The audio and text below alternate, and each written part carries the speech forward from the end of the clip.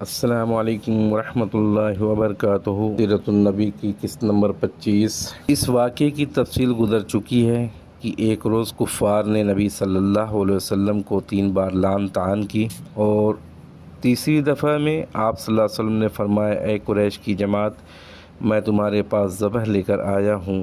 تو یہ بات اس پر اس طرح اثر کر گئی، جو شخص عداوت میں سب سے بڑھ کر تھا وہ بھی بہتر سے بہتر جملہ پا سکتا تھا۔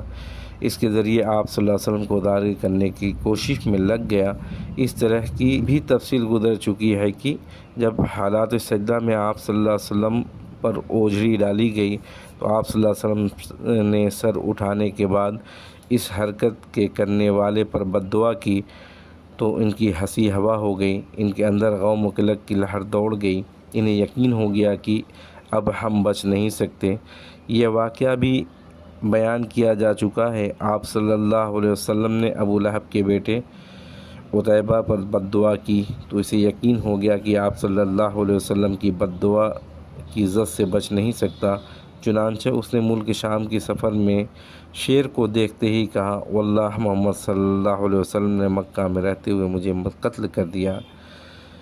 ابی بن خلف کا واقعہ ہے کہ وہ بار بار آپ صلی اللہ علیہ وسلم کو قتل کی دھمکیاں دیا کرتا تھا۔ ایک بار آپ صلی اللہ علیہ وسلم نے جواباً فرمایا کہ تم نہیں بلکہ میں تمہیں قتل کروں گا انشاءاللہ۔ اس کے بعد جب آپ صلی اللہ علیہ وسلم جنگ احد کی روز امیہ کی گردن پہ نیزہ مارا تو اگرچہ اس سے معمولی خراش آئی تھی، لیکن امیہ برابر یہی کہے جا رہا تھا کہ محمد صلی اللہ علیہ وسلم نے مجھ سے مکہ میں کہا تھا میں تمہیں قتل کروں گا، کہ اس لیے رسول اللہ صلی اللہ علیہ وسلم کے فرماتے میری جان نکل جاتی، مسلمان تمہیں قتل کریں گے۔ آ رہی ہے اس طرح ایک بار حضرت گھبراہٹ ساری ہو گئی، نے مکہ میں امیہ بن خلف سے کہہ دیا، عہد کر لیا وہ مکہ سے باہر ہی نہ نکلے گا۔ جب جنگ بدر کے موقع پر ابو جہل کے اصرار پر مجبور ہو کر نکلنا پڑا تو اس نے مکے کی سب سے تیز رو اونٹ خریدا تاکہ خطرے کی علامت ظاہر ہوتے ہی یہ چمپت ہو جائے۔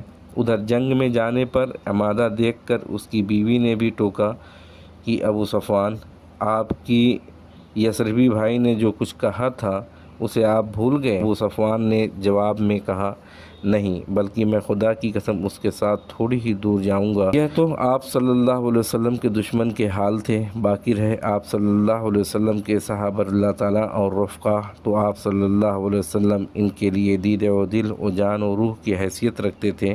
ان کے دل کی گہرائیوں سے آپ صلی اللہ علیہ وسلم کے لیے حب صادق کے جذبات اس طرح ابلتے تھے جیسے نصیب کی طرف پانی بہتا جان و عدل میں، اس طرح آپ صلی اللہ علیہ وسلم کی طرف کھینچتے تھے جیسے لوہا مغناطیس کی طرف کھینچتا ہے۔ کسی شاعر نے کیا بہتر کہا ہے، فصورت حبلا کل جسم ومعننتیس افئدۃ الرجال، آپ کی صورت ہر جسم کو حیولہ تھی، آپ کا وجود ہر دل کے لیے مقناطیس تھا۔ اس محبت، وفاداری اور جانثاری و جان سپاری کا نتیجہ یہ تھا کہ صحابہ کرام کو یہ گوارا نہ تھا کہ آپ صلی اللہ علیہ وسلم کے ناخن میں خراش آ جائے یا آپ صلی اللہ علیہ وسلم کے پاؤں میں کانٹا چبھ جائے، خواہ اس کے لیے ان کی گردنیں ہی کیوں نہ کٹ جائیں۔ ایک روز ابو بکر صدیق رضی اللہ تعالیٰ عنہ کو بری طرح کچل دیا گیا اور انہیں سخت مار ماری گئی۔ عتبہ بن ربیعہ اس کے قریب آ کر انہیں 2 پیوندے لگے ہوئے جوتوں سے مارنے لگا، چہرے کو خصوصیت سے نشانہ بنایا، پھر پیٹ پر چڑھ گیا۔ کیفیت یہ تھی کہ چہرے اور ناک کا پتہ نہیں چل رہا تھا۔ پھر ان کے قبیلہ بنو تمیم کے لوگ انہیں پکڑ کر کپڑے میں لپیٹ کر گھر لے گئے۔ انہیں یقین تھا کہ اب یہ زندہ نہ بچیں گے، لیکن دن کے خاتمے کے قریب ان کی زبان کھل گئی، اور زبان کھلی تو یہ بولے کہ رسول اللہ صلی اللہ علیہ وسلم کیا ہوئے؟ اس پر بنو تمیم نے انہیں سخت اور سست کہا، ملامت کی، اور ان کی ماں ام الخیر سے یہ کہہ کر اٹھ کھڑے ہوئے کہ انہیں کچھ کھلا پلا دینا۔ جب وہ تنہا رہ گئیں تو انہوں نے ابو بکر اللہ تعالیٰ عنہ سے کھانے پینے کے لیے اصرار کیا، لیکن ابو بکر اللہ تعالیٰ عنہ یہی کہتے رہے کہ رسول اللہ صلی اللہ علیہ وسلم کا کیا ہوا؟ آخر کار ام الخیر نے کہا، مجھے تمہارے ساتھی کا حال معلوم نہیں ہے۔ ابو بکر اللہ تعالیٰ عنہ نے کہا، ام جمیل بنت خطاب کے پاس جاؤ اور اس سے دریافت کرو۔ وہ ام جمیل کے پاس گئیں اور بولیں، ابو بکر اللہ تعالیٰ عنہ سے تو محمد بن عبداللہ صلی اللہ علیہ وسلم کے بارے میں دریافت کر رہے ہیں۔ جمیل نے کہا نہ ابو بکر کو جانتی ہوں نہ محمد بن عبداللہ صلی اللہ علیہ وسلم کو، البتہ اگر تم چاہو تو میں تمہارے ساتھ تمہارے صاحبزادے کے پاس چل سکتی ہوں۔ الخیر نے کہا بہتر ہے۔ اس کے بعد جمیل کے ہمراہ آئیں، دیکھا تو ابو بکر رضی اللہ تعالیٰ عنہ انتہائی خستہ حال پڑے تھے۔ پھر قریب ہوئیں تو چیخ پڑیں اور کہنے لگی جس قوم نے آپ کی یہ درگت بنائی ہے وہ یقیناً بدقماش اور کافر قوم ہے۔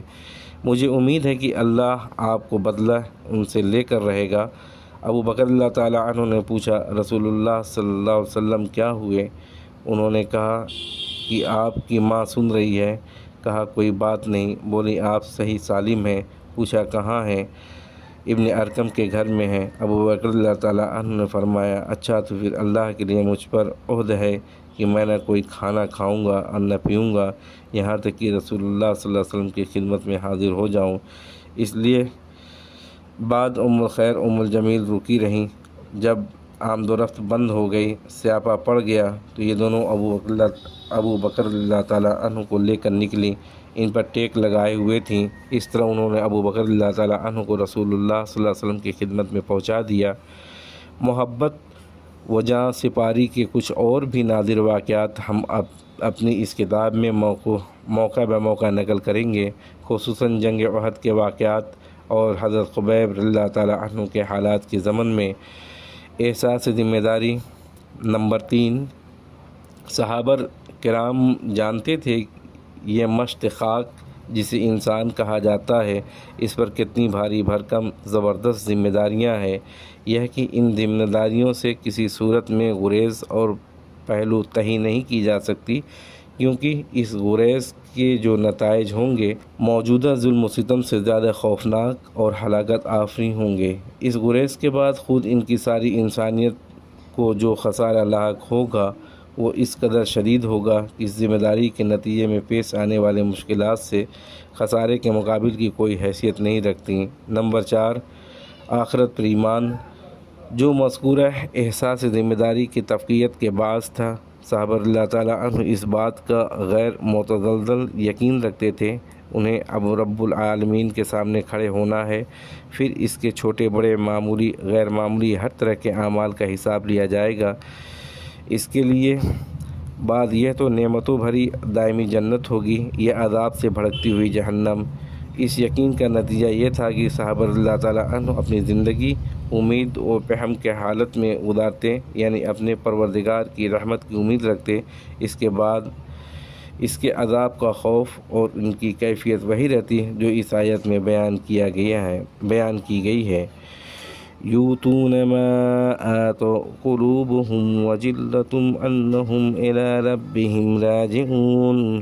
جو کچھ کرتے ہیں دل کے اس خوف کے ساتھ کرتے ہیں کہ انہیں اپنے رب کے پاس پلٹ کر جانا ہے۔ انہیں اس کا بھی یقین تھا دنیا اپنی ساری نعمتوں اور مصیبتوں سمیت آخرت کے مقابل مچھر کے ایک پر کے برابر بھی نہیں، اور یقیناً اتنا پختہ تھا کہ اس کے سامنے دنیا کی ساری مشکلات و مشقتیں و تلخیاں ہیچ تھی، اس لیے وہ ان مشکلات اور تلخیوں کو کوئی حیثیت نہیں دیتے تھے۔